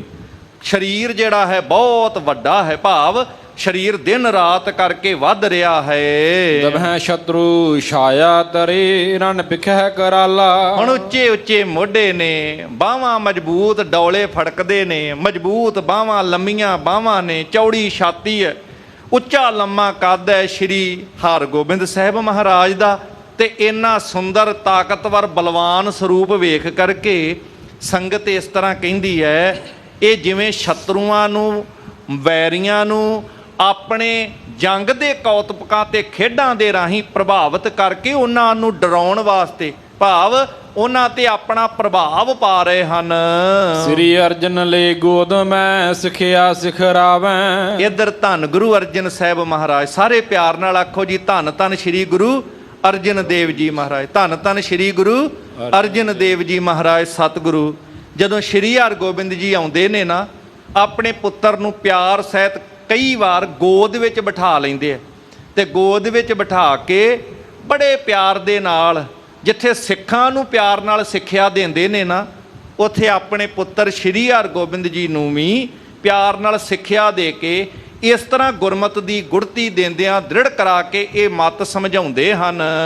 ਸਿੱਖ ਸੰਗਤ ਸੁਖ ਪਾਏ ਜਿਮ ਤਿਮ ਕਰਹੁ ਸੁਹਾਵੈ। ਕੀ ਮਤ ਦੇ ਕੇ ਸਮਝਾਉਂਦੇ ਆ, ਕਿਹੜੀਆਂ ਗੱਲਾਂ ਪਿਆਰ ਨਾਲ ਦੱਸਦੇ ਨੇ ਸ਼੍ਰੀ ਹਰਗੋਬਿੰਦ ਜੀ ਨੂੰ, ਧੰਨ ਗੁਰੂ ਅਰਜਨ ਸਾਹਿਬ ਮਹਾਰਾਜ ਪੁੱਤਰ ਜੀ ਉਹ ਕੰਮ ਕਰਨੇ ਆ ਜਿਹੜੇ ਕੰਮਾਂ ਨਾਲ ਸਿੱਖਾਂ ਨੂੰ, ਸੰਗਤਾਂ ਨੂੰ ਸੁੱਖ ਪ੍ਰਾਪਤ ਹੋਵੇ। ਸਿੱਖ ਸੰਗਤ ਦੇ ਵਾਸਤੇ, ਭਲੇ ਵਾਸਤੇ, ਮਨੁੱਖਤਾ ਦੇ ਭਲੇ ਵਾਸਤੇ, ਸੰਸਾਰ ਦੇ ਭਲੇ ਵਾਸਤੇ ਉਹ ਕੰਮ ਕਰਨੇ ਆ ਜਿਨ੍ਹਾਂ ਸਾਰਿਆਂ ਨੂੰ ਸੁੱਖ ਮਿਲੇ। ਐਸਾ ਕੋਈ ਕਾਰਜ ਨਹੀਂ ਕਰਨਾ ਜਿਸ ਦੇ ਨਾਲ ਇਸ ਸੰਸਾਰ ਦੇ ਵਿੱਚ ਸਿੱਖਾਂ ਨੂੰ, ਸੰਗਤਾਂ ਨੂੰ ਕਿਸੇ ਪ੍ਰਕਾਰ ਦੀ ਪਰੇਸ਼ਾਨੀ ਹੋਵੇ। ਪਰਉਪਕਾਰ ਦੇ ਕਾਰਜ ਕਰਨੇ। ਤਾਂ ਹੀ ਤੇ ਅੱਜ ਕਹਿੰਦੇ ਨੇ ਦਲ ਭੰਜਨ ਗੁਰ ਸੂਰਮਾ ਵੱਡ ਜੋਧਾ ਬਹੁ ਪਰਉਪਕਾਰੀ। ਇਹ ਸਿੱਖਿਆ ਨਾਲੋਂ ਨਾਲ ਦੇ ਰਹੇ ਨੇ ਕਿ ਸਾਰਿਆਂ ਨੂੰ ਸੁੱਖ ਦੇਣ ਵਾਲੇ ਕਾਰਜ ਤੁਸਾਂ ਕਰਨੇ ਹਨ। ਗੁਰ ਸਿੱਖਣ ਸਨਮਾਨੀਐ ਨਿਤ ਬਣੋ ਸਹਾਈ। ਗੁਰੂ ਕੇ ਸਿੱਖਾਂ ਦਾ ਸਦਾ ਮਾਨ ਸਨਮਾਨ ਕਰਨਾ ਹੈ, ਇਹ ਨਾਲ ਸਦਾ ਉਹਨਾਂ ਦੇ ਸਹਾਈ ਬਣਨਾ ਹੈ। ਇਹ ਯਾਦ ਰੱਖੀਏ, ਸਿੱਖਾਂ ਦਾ ਕਿੱਡਾ ਮਾਣ ਸਤਿਗੁਰੂ ਕਰਦੇ ਸੀ। ਬਚਨ ਕਿਤੇ ਗੁਰੂ ਸਾਹਿਬ ਮਹਾਰਾਜ ਜੀ ਦੀ ਬਾਣੀ ਵਿੱਚੋਂ ਸਤਿਗੁਰਾਂ ਦੇ ਪੜ੍ਹੀਏ, ਜੋ ਦਿਸੈ ਗੁਰ ਸਿੱਖੜਾ ਤਿਸ ਨਿਮ ਨਿਮ ਲਾਗੋਂ ਪਾਏ ਜੀਓ, ਆਖਾਂ ਬਿਰਥਾ ਜੀ ਕੀ ਗੁਰ ਸੱਜਣ ਦੇ ਮਿਲਾਏ ਜਿਓ। ਪਰ ਇਹ ਨਹੀਂ ਹੁਣ ਅਸੀਂ ਆਪਣੇ ਅੰਦਰ ਮਾਣ ਕਰਕੇ ਬੈਠੀਏ, ਸਾਡੀ ਗੱਲ ਕੀਤੀ।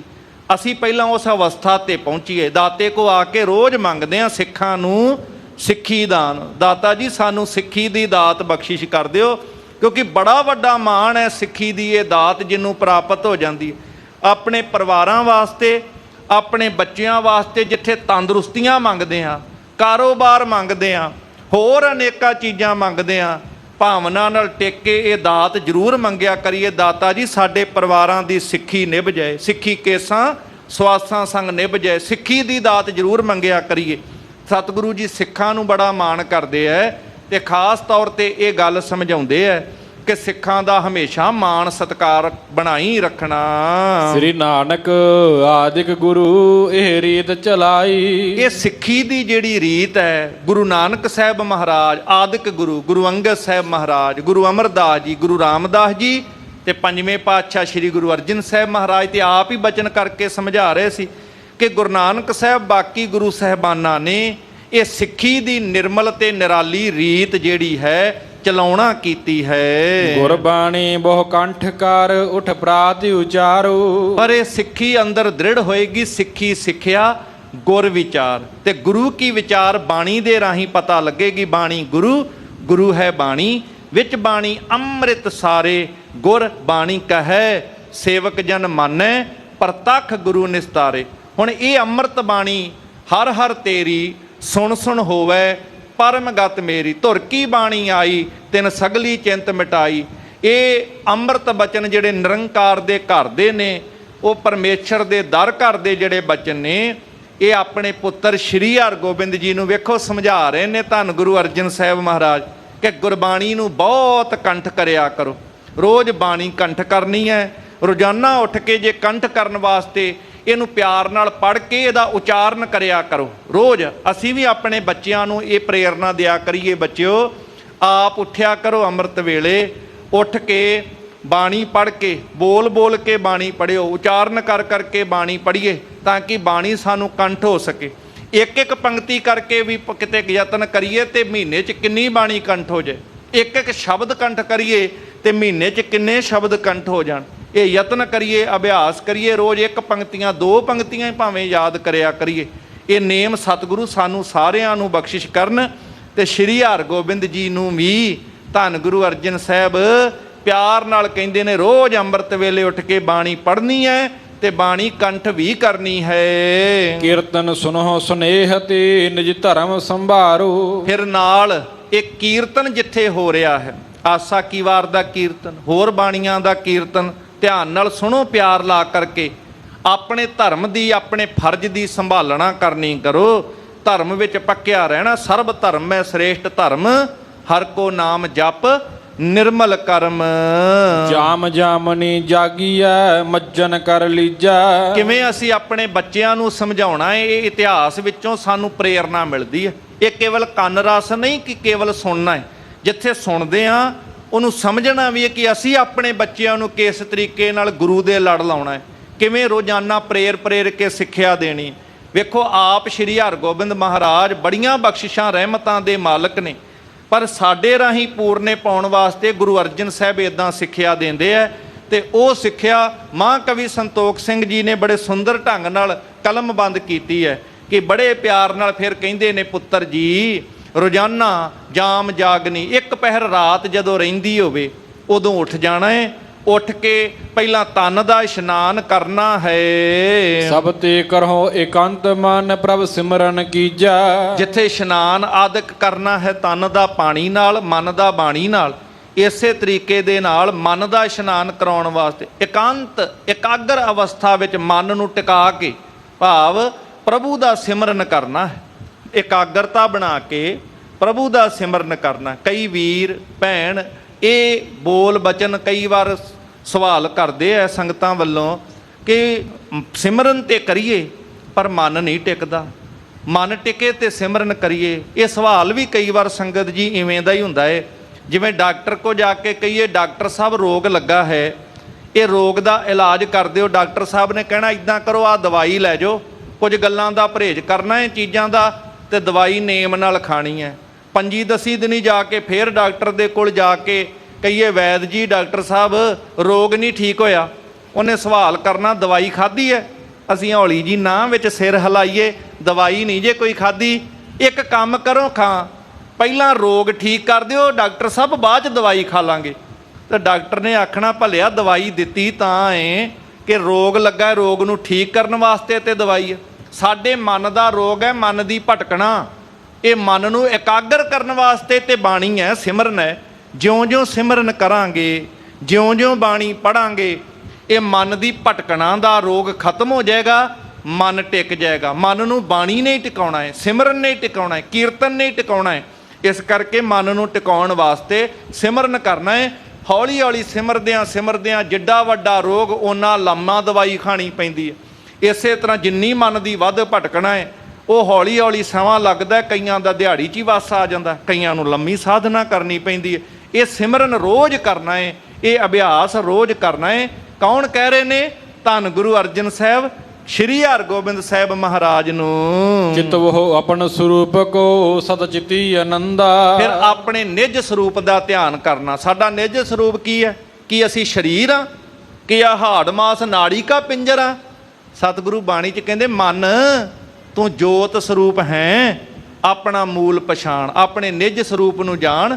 ਉਹ ਰਾਮ ਕੀ ਅੰਸ਼ ਵਾਲੀ ਅਵਸਥਾ ਨੂੰ ਸਮਝਣਾ ਕਰ ਤੇ ਆਪਣੇ ਨਿੱਜ ਸਰੂਪ ਪਰਮਾਤਮਾ ਦੇ ਨਾਲ ਜੁੜਨ ਦਾ ਯਤਨ ਕਰਨਾ, ਜਿਹਦੀ ਅਸੀਂ ਅੰਸ਼ ਹਾਂ।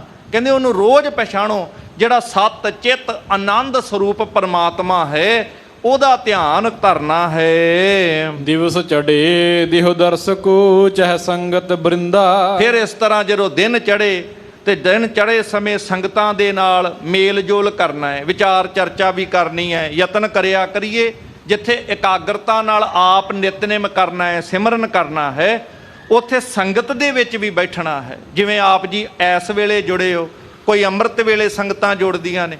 ਇਹ ਨਹੀਂ ਕਈ ਵਾਰ ਅਸੀਂ ਸੋਚਦੇ ਹਾਂ ਕਿ ਚਲੋ ਅੱਜ ਸਾਧਨ ਨੇ, ਘਰਾਂ ਵਿੱਚ ਬੈਠ ਕੇ ਹੀ ਅਸੀਂ ਸਭ ਕੁਝ ਸੁਣ ਲੈਂਦੇ ਹਾਂ। ਪਰ ਯਤਨ ਕਰਿਆ ਕਰੀਏ, ਸਮਾਂ ਜ਼ਰੂਰ ਕੱਢਿਆ ਕਰੀਏ ਥੋੜ੍ਹਾ ਬਹੁਤ। ਜਿੱਥੇ ਦੀਵਾਨ ਸਜਦੇ ਨੇ, ਸੰਗਤਾਂ ਇਕੱਠੀਆਂ ਹੁੰਦੀਆਂ ਨੇ, ਉਹਨਾਂ ਵਿੱਚ ਵੀ ਬੈਠਿਆ ਕਰੀਏ, ਕਿਉਂਕਿ ਵਿੱਚ ਸੰਗਤ ਹਰ ਪ੍ਰਭ ਵਸੈ ਜੀਓ। ਇਸ ਤਰ੍ਹਾਂ ਸਾਹਿਬ ਸਮਝਾਉਂਦੇ ਨੇ, ਦਿਨ ਚੜੇ ਫਿਰ ਸੰਗਤਾਂ ਨਾਲ ਮੇਲ ਜੋਲ ਕਰਕੇ ਦਰਸ਼ਨ ਦੇਣਾ ਲੈਣਾ ਕਰਿਆ ਕਰੋ। ਇਤਿਆਦਿਕ ਸਿੱਖਿਆ ਕਹੈ ਲੈ ਅੰਕ ਦੁਲਾਰੈ। ਇਸ ਤਰੀਕੇ ਨਾਲ ਜਿੱਥੇ ਪਿਆਰ ਨਾਲ ਸਿੱਖਿਆਵਾਂ ਦਿੰਦੇ ਨੇ ਧੰਨ ਗੁਰੂ ਅਰਜਨ ਸਾਹਿਬ ਸ਼੍ਰੀ ਹਰਗੋਬਿੰਦ ਜੀ ਨੂੰ, ਨਾਲੇ ਪਿਆਰ ਨਾਲ ਗੋਦ ਵਿੱਚ ਲੈ ਕੇ ਦੁਲਾਰ ਕਰਦੇ ਨੇ, ਕਿਉਂਕਿ ਪਿਤਾ ਸਰੂਪ ਵੀ ਨੇ, ਪਿਤਾ ਰੂਪ ਵਿੱਚ ਹੋ ਕੇ ਦੁਲਾਰ ਕਰਦੇ ਨੇ, ਤੇ ਗੁਰੂ ਰੂਪ ਹੋ ਕੇ ਬੱਚੇ ਨੂੰ ਸਿੱਖ ਰੂਪ ਦੇ ਵਿੱਚ ਜਾਣ ਕੇ ਸਿੱਖਿਆ ਵੀ ਦਿੰਦੇ ਹਨ। ਸੁੰਦਰਤਾ ਨਿਜ ਨੰਦ ਕੀ ਕਰ ਆਨੰਦ ਨਿਹਾਰੈ। ਆਪਣਾ ਪੁੱਤਰ ਤੇ ਹਰ ਇੱਕ ਨੂੰ ਪਿਆਰਾ ਲੱਗਦਾ ਹੈ, ਹਰ ਮਾਂ ਬਾਪ ਨੂੰ ਆਪਣੀ ਔਲਾਦ ਪਿਆਰੀ ਲੱਗਦੀ ਹੈ। ਤੇ ਇਹ ਤੇ ਉਹ ਸ਼੍ਰੀ ਹਰਗੋਬਿੰਦ ਮਹਾਰਾਜ ਜਿਨ੍ਹਾਂ ਨੂੰ ਅੱਜ ਸਾਰਾ ਸੰਸਾਰ ਕਹਿੰਦਾ ਹੈ ਦਲ ਭੰਜਨ ਗੁਰ ਸੂਰਮਾ ਵੱਡ ਜੋਧਾ ਬਹੁ ਪਾਰੇ ਉਪਕਾਰੀ। ਉਹ ਸੁੰਦਰ ਤੇ ਨਿਰਾਲਾ ਸਰੂਪ ਵੇਖ ਕੇ ਬੜੇ ਖੁਸ਼ ਹੁੰਦੇ ਨੇ ਸਤਿਗੁਰੂ ਪਾਤਸ਼ਾਹ ਮਹਾਰਾਜ। ਚਹੁ ਦਿਸ਼ ਤੇ ਬਹੁ ਸੰਗਤਾਂ ਪਹੁੰਚੇ ਸਮੁਦਾਇਆ।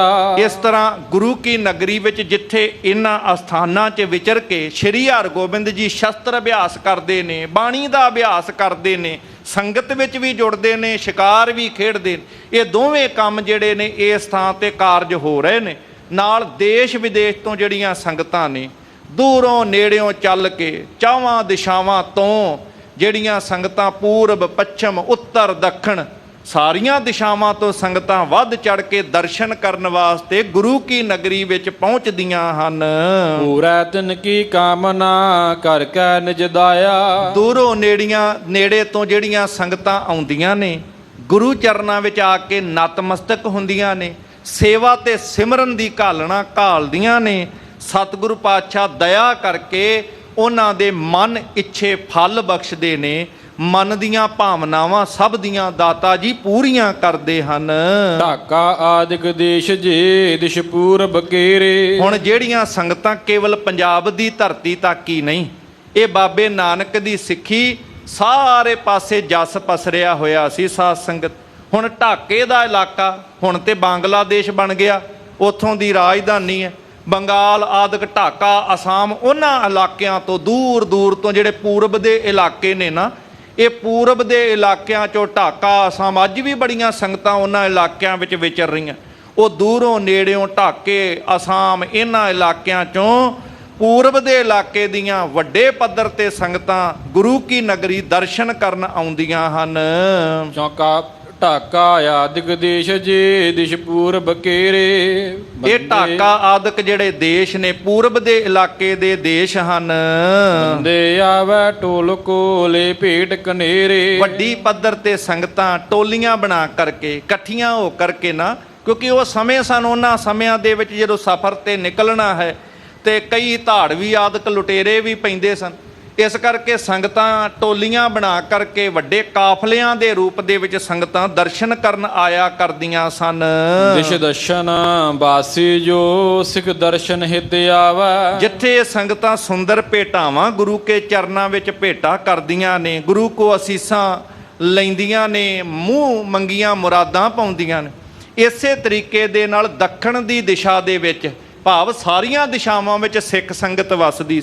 ਦੱਖਣ ਦੇ ਜਿਹੜੇ ਦੇਸ਼ ਇਲਾਕੇ ਸਨ, ਉੱਥੋਂ ਦੀ ਵੀ ਬਹੁਤ ਸੰਗਤ ਜਿਹੜੀ ਵੱਡੇ ਪੱਧਰ ਤੇ ਦਰਸ਼ਨ ਕਰਨ ਵਾਸਤੇ ਆਉਂਦੀ ਹੈ। ਅਬ ਮਤ ਪ੍ਰਾਪਤ ਹੋਤ ਹੈ ਉਪਹਾਰ ਚੜਾਵੈ। ਜਿਨ੍ਹਾਂ ਦੇ ਮਨ ਇੱਛਤ ਫਲ ਪ੍ਰਾਪਤ ਹੁੰਦੇ ਆ, ਸੁੰਦਰ ਭੇਟਾ ਗੁਰੂ ਕੇ ਚਰਨਾਂ ਵਿੱਚ ਉਹ ਚੜਾਉਂਦੀਆਂ ਨੇ। ਕਿਉਂਕਿ ਗੁਰੂ ਕੀ ਗੋਦ ਵਿੱਚ ਜਿਹੜੇ ਪਿਆਰ ਵਾਲੇ ਬੈਠੇ ਨੇ ਨਾ, ਉਹਨਾਂ ਨੂੰ ਇਹ ਪਤਾ ਹੈ ਕਿ ਭੇਟਾ ਸ਼ਬਦ ਅਸੀਂ ਤਾਂ ਵਰਤਦੇ ਹਾਂ, ਇੱਕ ਤੇ ਹੁੰਦੀ ਹੈ ਕਿਸੇ ਚੀਜ਼ ਦੀ ਕੀਮਤ ਕਰ ਦੇਣੀ, ਉਹ ਤੇ ਬਰਾਬਰ ਦਾ ਮੁੱਲ ਹੋ ਗਿਆ। ਭੇਟਾ ਹਮੇਸ਼ਾ ਤੁੱਛ ਹੁੰਦੀ ਹੈ। ਵੱਡਿਆਂ ਨੂੰ ਕਦੀ ਦਾਨ ਨਹੀਂ ਕੀਤਾ, ਵੱਡੇ ਛੋਟਿਆਂ ਨੂੰ ਦਾਨ ਦਿੰਦੇ। ਗੁਰੂ ਸਾਨੂੰ ਦਾਨ ਦਿੰਦਾ ਹੈ, ਗੁਰੂ ਦਾਤਾ ਹੈ, ਅਸੀਂ ਦਾਤੇ ਨਹੀਂ ਹਾਂ। ਇਸ ਕਰਕੇ ਅਸੀਂ ਕਦੀ ਦਾਨ ਨਹੀਂ ਦਿੰਦੇ। ਹਾਂ, ਛੋਟੇ ਵੱਡਿਆਂ ਨੂੰ ਜਦੋਂ ਕੋਈ ਚੀਜ਼ ਦਿੰਦੇ ਹੈ, ਉਹਨੂੰ ਕਿਹਾ ਜਾਂਦਾ ਭੇਟ ਕਰਨੀ, ਸਤਿਕਾਰ ਦੇ ਨਾਲ ਭੇਟਾ ਕਰਨੀ। ਅਸੀਂ ਗੁਰੂ ਦੇ ਚਰਨਾਂ ਵਿੱਚ ਸਿੱਖ ਸੰਗਤਾਂ ਜਾਂ ਸਾਰੇ ਹੀ ਗੁਰੂ ਦੇ ਚਰਨਾਂ ਵਿੱਚ ਕੋਈ ਚੀਜ਼ ਅਰਪਣ ਕਰਦੇ ਹਾਂ, ਉਹਨੂੰ ਦਾਨ ਨਹੀਂ ਕਿਹਾ ਜਾਂਦਾ, ਉਹਨੂੰ ਕਿਹਾ ਜਾਂਦਾ ਹੈ ਭੇਟਾ ਅਰਪਣ ਕਰਨੀ। ਇਸ ਤਰ੍ਹਾਂ ਸਿੱਖ ਸੰਗਤ ਕੀਮਤੀ ਭੇਟਾਵਾਂ ਲਿਆ ਕੇ ਗੁਰੂ ਚਰਨਾਂ ਵਿੱਚ ਭੇਟ ਕਰਦੀਆਂ ਹਨ। ਆਦ ਹੈਦਰਾਬਾਦ ਜੀ ਪੁਰਗਨੇ ਨਾ ਜਾਈ। ਇਹ ਦੱਖਣ ਦੇ ਇਲਾਕੇ ਜਿਨ੍ਹਾਂ ਵਿੱਚ ਹੈਦਰਾਬਾਦ ਆਦਿਕ ਦੇ ਇਲਾਕੇ ਦੀ ਸੰਗਤ, ਦੱਖਣ ਦੀ ਸੰਗਤ ਜਿਨ੍ਹਾਂ ਦੇ ਵਿੱਚ ਇਹ ਵੱਡੇ ਪੱਧਰ ਤੇ ਜਿਵੇਂ ਹਜੂਰ ਸਾਹਿਬ ਆਦਿਕ ਦੇ ਇਲਾਕੇ ਨੇ, ਹੁਣ ਇਹ ਸਾਰੀ ਸੰਗਤ ਆਪਾਂ ਇਹਨਾਂ ਇਲਾਕਿਆਂ ਨੂੰ ਦੱਖਣ ਦੀ ਸੰਗਤ ਕਿਹਾ ਜਾਂਦਾ। ਇਹ ਦੱਖਣ ਦੇ ਦੇਸ਼, ਦੱਖਣ ਦੇ ਇਲਾਕੇ ਦੀ ਬਹੁਤ ਵੱਡੀ ਸੰਗਤ, ਬੜੇ ਪਿਆਰ ਵਾਲੀ ਸੰਗਤ ਹੈ। ਵੱਖ-ਵੱਖ ਇਲਾਕਿਆਂ ਚੋਂ ਇਹ ਕਾਫਲੇ ਦੇ ਕਾਫਲੇ ਗੁਰੂ ਚਰਨਾਂ ਵਿੱਚ ਹਾਜ਼ਰ ਹੁੰਦੇ ਹਨ। ਸੁਣ ਸੁਣ ਉਜਲ ਸੁਜਸ ਕੋ ਦੁਰਸਤ ਸਮੁਦਾਈ। ਕਹਿੰਦੇ ਇਹ ਕਿੰਨਾਂ ਦੀ, ਕਿੱਥੋਂ ਕਿੱਥੇ, ਕਿਹੜੇ ਕਿਹੜੇ ਸ਼ਹਿਰ ਦੀ ਗਿਣਤੀ ਕੀਤੀ ਜਾਵੇ, ਜਿਹੜਾ ਜਿਹੜਾ ਗੁਰੂ ਕਾ ਜਸ ਸੁਣਦਾ ਹੈ। ਕਿਉਂਕਿ ਬਾਬੇ ਨਾਨਕ ਨੇ ਸਾਰੀ ਧਰਤੀ ਦੇ ਉੱਪਰ ਰਹਿਮਤ ਕੀਤੀ ਸੀ। ਕੇਵਲ ਆ ਇੱਕ ਏਸ਼ੀਆ ਦਾ ਇਲਾਕਾ ਨਹੀਂ, ਯੂਰਪ ਤੱਕ ਸਤਿਗੁਰਾਂ ਦੇ, ਅਫਰੀਕਾ ਤੱਕ ਜਾਣ ਦੇ ਕਈ ਪ੍ਰਮਾਣ ਕਈਆਂ ਨੇ ਖੋਜੇ ਹਨ, ਜਿੱਥੇ ਦੂਰ ਦੂਰ ਤੱਕ ਸਤਿਗੁਰੂ ਪਾਤਸ਼ਾਹ ਨੇ ਇਹ ਚਰਨ ਪਾਏ ਸਨ। ਇਹ ਸਾਰੇ ਇਲਾਕੇ ਤੇ ਸਿੱਖੀ ਦਾ ਪ੍ਰਚਾਰ ਪ੍ਰਸਾਰ ਕਰਕੇ ਸੰਗਤਾਂ ਕਾਇਮ ਕੀਤੀਆਂ ਸੀ। ਉਹ ਵਾਰੀ-ਵਾਰੀ ਸੰਗਤਾਂ ਜਿਹੜੀਆਂ ਸਮੇਂ-ਸਮੇਂ ਤੇ ਗੁਰੂ ਚਰਨਾਂ ਨਾਲ ਜੁੜੀਆਂ ਸਨ। ਸੋ ਗੁਰੂ ਕਾ ਉਜਲ ਜਸ ਦੇਸ਼ ਵਿਦੇਸ਼ ਵਿੱਚ ਜਿਉਂ-ਜਿਉਂ ਪਹੁੰਚਦਾ ਹੈ।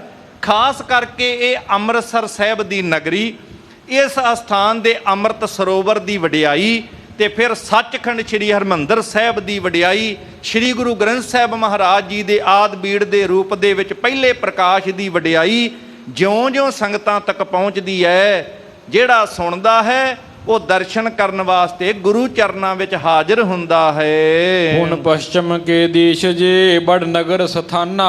ਜਿੱਥੇ ਪੂਰਬ ਦੇ ਨਗਰਾਂ ਦੀ ਗੱਲ ਕੀਤੀ, ਢਾਕਾ, ਬੰਗਾਲ, ਅਸਾਮ ਦੇ ਇਹ ਇਲਾਕੇ, ਇਸੇ ਤਰ੍ਹਾਂ ਦੱਖਣ ਹੈਦਰਾਬਾਦ ਆਦਿਕ ਦੇ ਇਹ ਸਾਰੇ ਇਲਾਕੇ, ਇਸੇ ਤਰੀਕੇ ਦੇ ਨਾਲ ਪੱਛਮ ਦੇ ਦੇਸ਼ਾਂ ਦਾ ਜ਼ਿਕਰ ਕਵੀ ਜੀ ਕਰਦੇ ਹੈ ਕਿ ਬਹੁਤ ਵੱਡੇ ਪੱਧਰ ਤੇ ਪੱਛਮ ਦੇ ਇਲਾਕਿਆਂ ਦੇ ਵਿੱਚ ਜਿਹੜੀ ਸੰਗਤ ਸੀ, ਵੱਡੇ ਨਗਰ ਤੇ ਜਿਹੜੇ ਉਸ ਇਲਾਕੇ ਦੇ ਵੱਡੇ ਵੱਡੇ ਸਥਾਨ ਸਨ।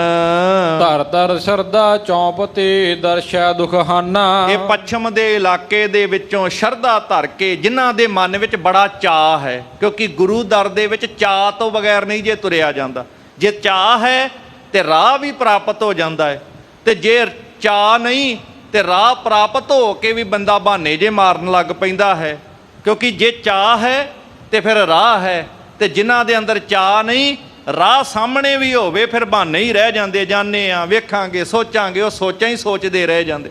ਗੁਰੂ ਕੀ ਗੋਦ ਵਿੱਚ ਸਿੱਖ ਤਾਂ ਹੀ ਤੇ ਭਾਵਨਾ ਨਾਲ ਕਹਿੰਦਾ, ਵਿਸਰ ਨਾਹੀ ਦਾਤਾਰ ਆਪਣਾ ਨਾਮ ਦੇਹੋ, ਗੁਣ ਗਾਵਾਂ ਦਿਨ ਰਾਤ ਨਾਨਕ ਚਾਓ ਇਹੋ। ਇਹ ਮੇਰੇ ਅੰਦਰ ਚਾਅ ਹੈ, ਜਿੱਥੇ ਚਾਅ ਉੱਥੇ ਰਾਹ। ਚਾਅ ਅੰਦਰ ਬਣਿਆ ਹੋਵੇ ਤੇ ਫਿਰ ਰਾਹ ਵੀ ਲੱਭ ਜਾਂਦੇ, ਰਾਹ ਕਿਸੇ ਵੀ ਤਰੀਕੇ ਦੇ ਹੁਣ ਆਪੇ ਬਣ ਜਾਂਦੇ ਹੈ। ਤੇ ਜੇ ਚਾਅ ਨਹੀਂ ਤੇ ਰਾਹ ਦੇ ਹੁੰਦਿਆਂ ਵੀ ਬੰਦਾ ਤੁਰਦਾ ਨਹੀਂ ਹੈ। ਇਹ ਚਾਅ ਸਤਿਗੁਰੂ ਸਾਡੇ ਸਾਰਿਆਂ ਦੇ ਮਨ ਵਿੱਚ ਬਣਾ ਦੇਵੇ।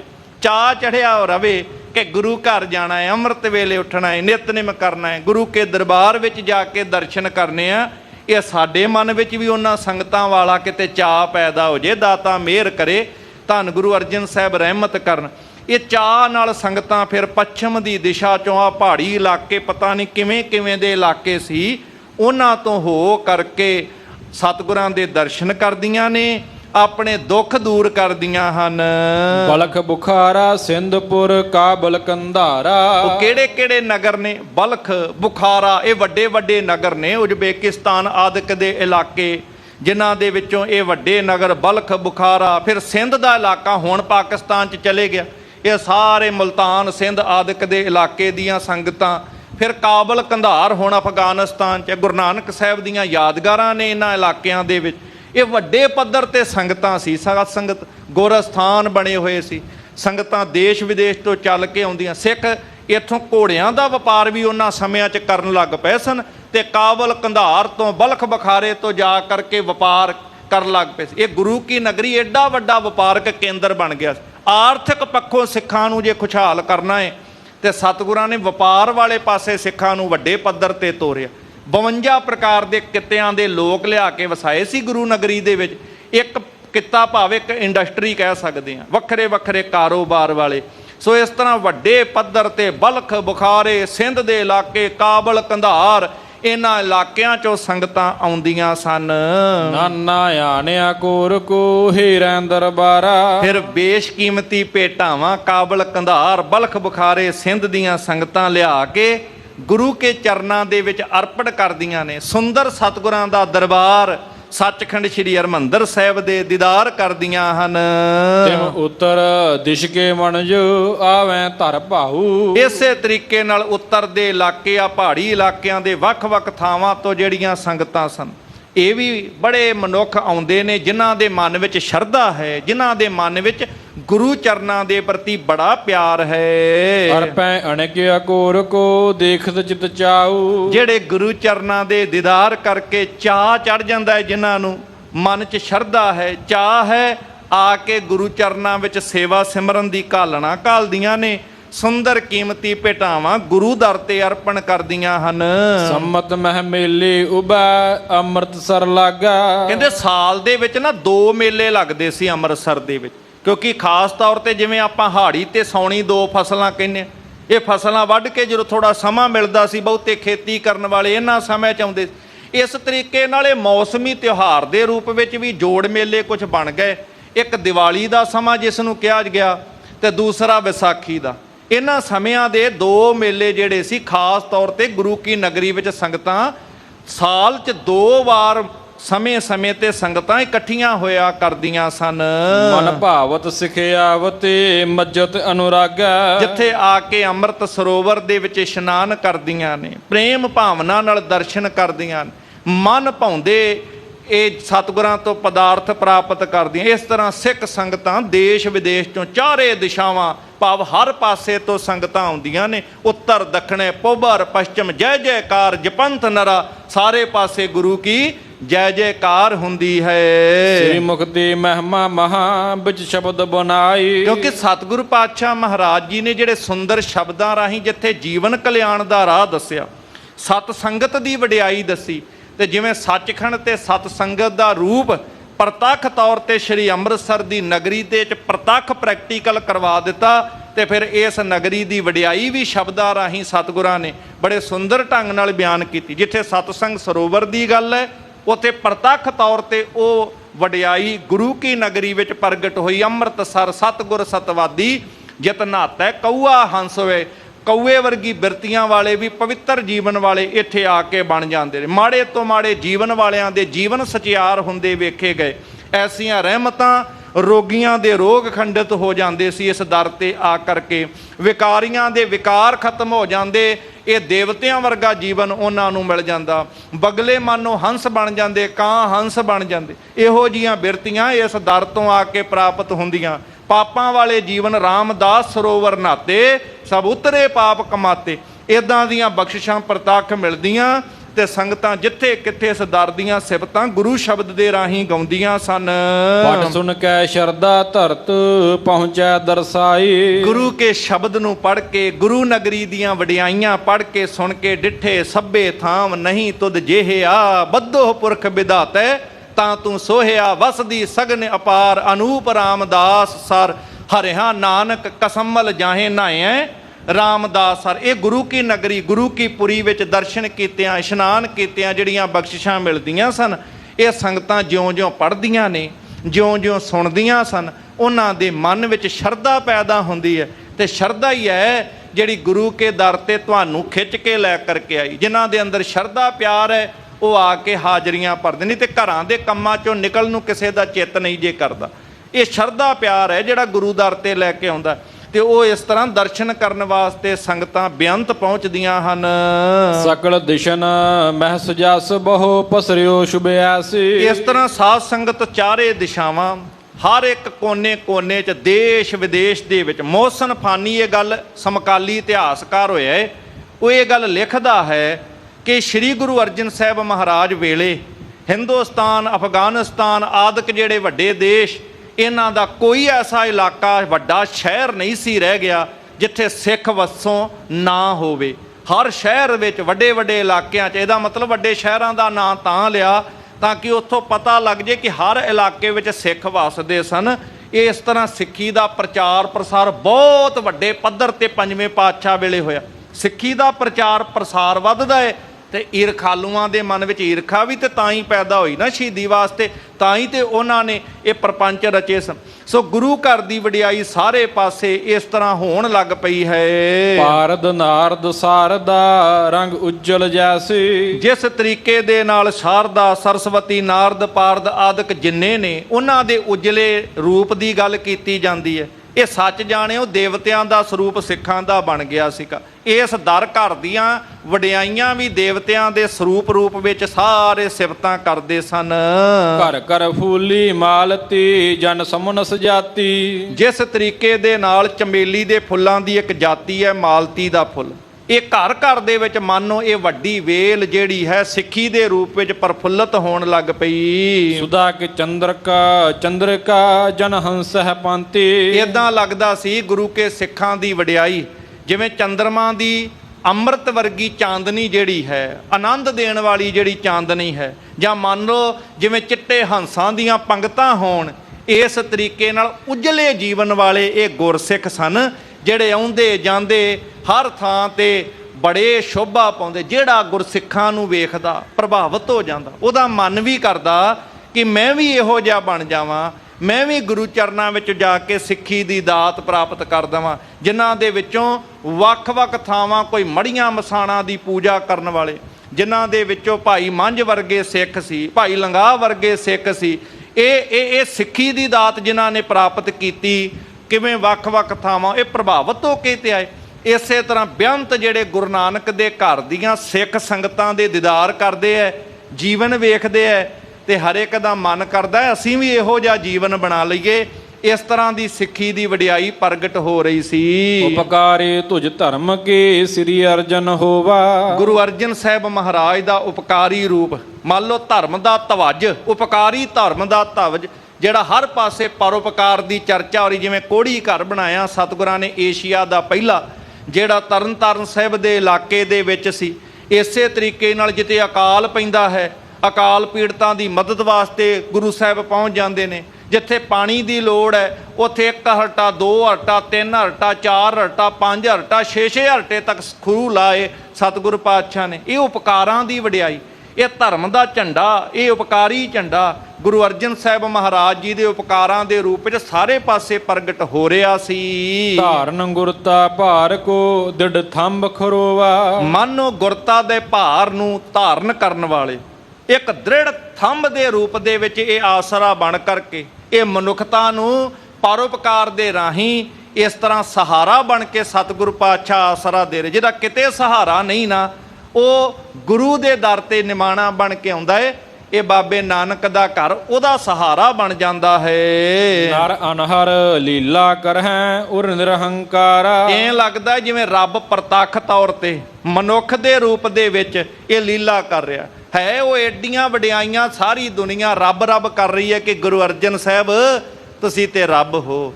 ਗੁਰੂ ਅਰਜਨ ਪ੍ਰਤੱਖ ਹਰ, ਗੁਰੂ ਅਰਜਨ ਪ੍ਰਤੱਖ ਹਰ, ਭੰਨ ਮਥੁਰਾ ਕਛ ਭੇਦ ਨਹੀਂ, ਗੁਰੂ ਅਰਜਨ ਪ੍ਰਤੱਖ ਹਰ। ਸਾਰੇ ਇਸ ਤਰ੍ਹਾਂ ਕਹਿ ਰਹੇ ਨੇ ਗੁਰੂ ਕੀ ਸਿਫਤ। ਪਰ ਇੰਨੀਆਂ ਵਡਿਆਈਆਂ ਵਾਲੇ ਗੁਰੂ ਅਰਜਨ ਸਾਹਿਬ ਹਿਰਦੇ ਕਰਕੇ ਨਿਰਹੰਕਾਰ ਨੇ, ਕਦੀ ਮੈਂ ਮੇਰੀ ਨਹੀਂ ਜਤਾਉਂਦੇ। ਵੇਖੋ ਸ੍ਰੀ ਗੁਰੂ ਗ੍ਰੰਥ ਸਾਹਿਬ ਮਹਾਰਾਜ ਦੀ ਸੰਪਾਦਨਾ ਕੀਤੀ, ਏਡਾ ਮਹਾਨ ਕਾਰਜ। ਮੇਰੇ ਵਰਗਾ 2 ਪੰਕਤੀਆਂ 4 ਪੰਕਤੀਆਂ ਬਣਾ ਕੇ ਲਿਖ ਲੈ, ਮਾਣ ਕਰਕੇ ਕਾਪੀਰਾਈਟ ਬਣਾ ਦਿੰਦਾ ਹੈ ਕਿ ਇਹ ਮੇਰੀਆਂ ਲਿਖੀਆਂ ਕਵਿਤਾਵਾਂ ਪੰਕਤੀਆਂ ਨੇ। ਏਡੀ ਮਹਾਨ ਸੰਪਾਦਨਾ ਕਰਕੇ ਅਖੀਰ 'ਚ ਕਹਿੰਦੇ ਤਰਸ ਪਿਆ, ਮਿਹਰਾਮਤ ਹੋਈ, ਸਤਿਗੁਰ ਸੱਜਣ ਮਿਲਿਆ।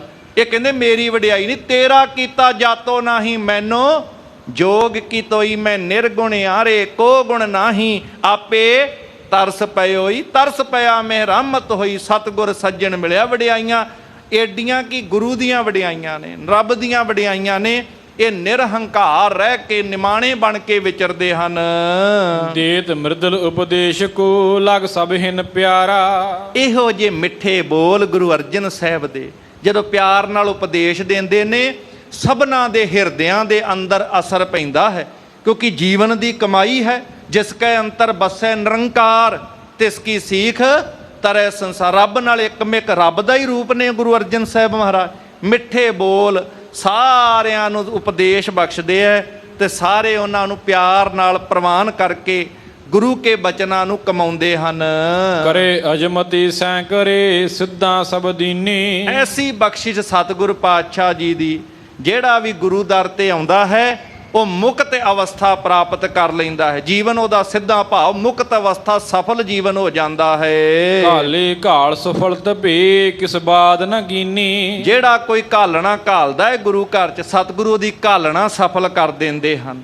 ਭਾਵ ਕਿਸੇ ਦੀ ਵੀ ਘਾਲਣਾ ਵਿਅਰਥ ਨਹੀਂ ਜਾਣ ਦਿੰਦੇ। ਜਿਹੜਾ ਇੱਕ ਦਿਨ ਵੀ ਹਾਜ਼ਰੀ ਭਰਦਾ ਹੈ ਉਹਦੀ ਵੀ ਹਾਜ਼ਰੀ ਪ੍ਰਵਾਨ ਹੈ। ਜਿਹੜਾ ਇੱਕ ਵਾਰੀ ਪਿਆਰ ਨਾਲ ਸਤਨਾਮ ਜਪਦਾ ਹੈ, ਵਾਹਿਗੁਰੂ ਜਪਦਾ ਹੈ, ਉਹਦਾ ਜੀਵਨ ਸਫਲ ਹੋ ਜਾਂਦਾ ਹੈ। ਇਹਦਾ ਭਾਵ ਇੱਕ ਤਿਲ ਦੀ ਵੀ ਘਾਲਣਾ ਕਿਸੇ ਦੀ ਵਿਅਰਥ ਗੁਰੂ ਅਰਜਨ ਸਾਹਿਬ ਜਾਣ ਨਹੀਂ ਜਾਂਦੇ। ਇੱਕ ਇੱਕ ਪਲ, ਇੱਕ ਇੱਕ ਘੜੀ ਦੀ ਘਾਲਣਾ ਸਤਿਗੁਰੂ ਸਭ ਦੀ ਸਫਲ ਕਰਾਉਂਦੇ ਨੇ। ਇਦਾਂ ਬਖਸ਼ਿਸ਼ਾਂ ਕਰਦੇ ਹਨ। ਅਜਮਤ ਨਹੀਂ ਜਨਾਵਤੇ ਸਿਰ ਦੇਤ ਨਾ ਦੇਰੇ। ਕਿਤੇ ਵੀ ਕਿਤੇ ਲੋੜ ਪੈ ਜੇ, ਜਿਨ੍ਹਾਂ ਦੇ ਹੁਕਮ ਵਿੱਚ ਸਭ ਕੁਝ ਹੈ। ਭੈ ਵਿੱਚ ਪਵਨ ਵਹਿ ਸਦਵਾਓ, ਭੈ ਵਿੱਚ ਚੱਲੈ ਲੱਖ ਦਰਿਆਓ, ਭੈ ਵਿੱਚ ਅਗਨ ਕੱਢੇ ਵੇਗਾਰ। ਪ੍ਰਤੱਖ ਹਰ ਨੇ ਤੇ ਸਭ ਕੁਝ ਹੁਕਮ 'ਚ ਹੈ, ਪਰ ਕਿਤੇ ਅਜਮਤ ਨਹੀਂ ਜਤਾਉਂਦੇ ਗੁਰੂ ਅਰਜਨ ਸਾਹਿਬ। ਲੋੜ ਪੈ ਜੇ, ਇਹ ਨਹੀਂ ਕਿ ਦੂਸਰਿਆਂ ਨੂੰ ਕਹਿੰਦੇ ਕਿਸੇ ਦੇ ਸਿਰ ਤੇ ਨਹੀਂ, ਆਪਣਾ ਸਿਰ ਅੱਗੇ ਦਿੰਦੇ ਆ, ਜ਼ਿੰਮੇਵਾਰੀ ਲੈਂਦੇ ਆ। ਭਾਵ ਆਪ ਸਿਰ ਦੇਣ ਤੋਂ ਪਿੱਛੇ ਹਟਣ ਵਾਲਾ ਕਾਰਜ ਨਹੀਂ ਕਿ ਕੋਈ ਕਿਸੇ ਤਰੀਕੇ ਦੀ ਮੁਸ਼ਕਲ ਬਣਦੀ ਹੈ, ਆਪਣੇ ਸਿਰ ਲੈਂਦੇ ਆ, ਜ਼ਿੰਮੇਵਾਰੀ ਲੈਂਦੇ ਆ ਤੇ ਆਪ ਸਿਰ ਦੇਣ ਤੋਂ ਕਦੀ ਪਿੱਛੇ ਨਹੀਂ ਹਟਦੇ ਹਨ। ਜਰ ਜਰਨ ਧੀਰਜ ਧਰਨਾ ਗੁਣ ਧਰੈ ਵਡੇਰੇ। ਵੱਡੇ ਗੁਣ ਗੁਰੂ ਅਰਜਨ ਸਾਹਿਬ ਮਹਾਰਾਜ ਜੀ ਦੇ, ਜਿਹੜੇ ਅਜਰ ਨੂੰ ਜਰਨ ਵਾਲੇ। ਸਾਨੂੰ ਮਾੜੀ ਜੀ ਕਿਤੇ ਵਡਿਆਈ ਮਿਲ ਜੇ ਨਾ, ਅਸੀਂ ਲੋਕਾਂ 'ਚ ਰੌਲਾ ਪਾਉਣ ਲੱਗ ਪੈਂਦੇ ਆ, ਮੇਰੇ 'ਚ ਆਹ ਗੁਣ ਹੈ, ਮੇਰੇ 'ਚ ਆਹ ਸਿਫਤ ਹੈ। ਪਰ ਬੇਅੰਤ ਵਡਿਆਈਆਂ ਦੇ ਮਾਲਕ ਕਿਤੇ ਨਹੀਂ ਜਣਾਉਂਦੇ ਆਪਣੇ ਆਪ ਨੂੰ। ਅਜਰ ਨੂੰ ਜਰਨ ਵਾਲੇ ਜੇ ਕੋਈ ਵੱਧ ਘੱਟ ਗੱਲ ਵੀ ਕਹਿ ਜਾਂਦਾ ਹੈ ਤੇ ਧੀਰਜ ਰੱਖਦੇ ਨੇ ਹਿਰਦੇ ਅੰਦਰ। ਇਸ ਤਰੀਕੇ ਨਾਲ ਸੰਤੋਖ ਧੀਰਜ ਉਹਨਾਂ ਨੇ ਧਾਰਨ ਕੀਤਾ। ਵੱਡੇ ਗੁਣ ਗੁਰੂ ਅਰਜਨ ਸਾਹਿਬ ਮਹਾਰਾਜ ਦੇ। ਸਤਨਾਮ ਕੋ ਦਾਨ ਦੇ ਨਰ ਭਗਤੀ ਲਾਏ। ਤੇ ਸਾਰੇ ਮਨੁੱਖ ਜਿਹੜੇ ਨੇ, ਜੇ ਕੋਈ ਆਉਂਦਾ ਹੈ ਇਹੀ ਸਮਝਾਉਂਦੇ ਨੇ, ਜਪ ਮਨ ਸਤਨਾਮ ਸਦਾ ਸਤਨਾਮ, ਹਲਤ ਪਲਤ ਮੁਖ ਉਜਲ ਹੋਈ ਹੈ, ਨਿਤ ਧਿਆਈਐ ਹਰ ਪੁਰਖ ਨਿਰੰਜਨ। ਇਸ ਤਰ੍ਹਾਂ ਸਤ ਦਾ ਨਾਮ, ਸੱਚੇ ਪਰਮੇਸ਼ਰ ਦੇ ਨਾਮ ਨਾਲ ਜੋੜ ਕੇ, ਸਤਨਾਮ ਦਾ ਦਾਨ ਦੇ ਕੇ ਮਨੁੱਖਤਾ ਨੂੰ ਪ੍ਰਭੂ ਭਗਤੀ ਵਾਲੇ ਪਾਸੇ ਪ੍ਰੇਰ ਕੇ ਲਾਉਂਦੇ ਹਨ। ਬ੍ਰਹਮ ਗਿਆਨ ਮੈਂ ਨਿਪੁੰਨ ਕੋ ਸਿੱਧਾਂ ਸਮੁਦਾਏ। ਆਪ ਬ੍ਰਹਮ ਗਿਆਨ ਸਰੂਪ ਦੇ ਵਿੱਚ ਜਿਹੜਾ ਉਹਨਾਂ ਦੇ ਦਰਸ਼ਨ ਕਰਦਾ ਹੈ ਸਿੱਖ ਆ ਕਰਕੇ, ਉਹਦੇ ਜੀਵਨ ਵਿੱਚ ਵੀ ਬ੍ਰਹਮ ਗਿਆਨ ਦੀ ਅਵਸਥਾ ਪ੍ਰਗਟ ਕਰ ਦਿੰਦੇ ਆ। ਇਹੋ ਜਿਹਾ ਜੀਵਨ ਦਾ ਗਿਆਨ ਬਖਸ਼ਦੇ ਹਨ।